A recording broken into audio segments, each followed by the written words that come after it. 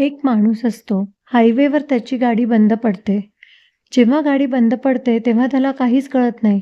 शेवटी तो काय करतो, त्याला वाटतं कोणतरी आपल्या मदतीला येईल. तो त्या गाडीच्या मागच्या सीटवर जाऊन बसतो.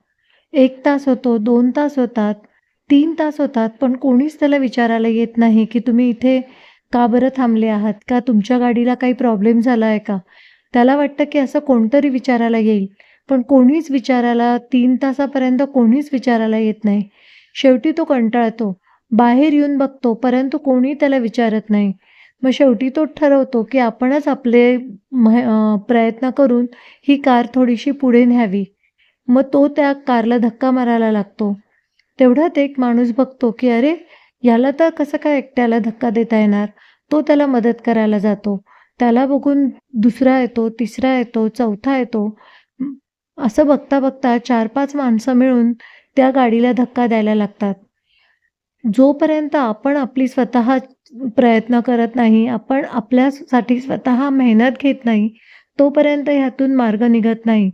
जेव्हा आपण मेहनत करतो, प्रयत्न करतो, तेव्हा त्याच्यातनं निश्चितच मार्ग मिळतो.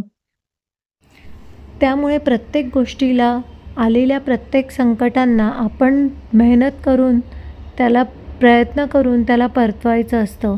हे नेहमी लक्षात ठेवा, की आलेल्या संकटांना आपणच तोंड दिलं पाहिजे आणि आपणच त्याला परत पाठवण्यासाठी प्रयत्न केला पाहिजे.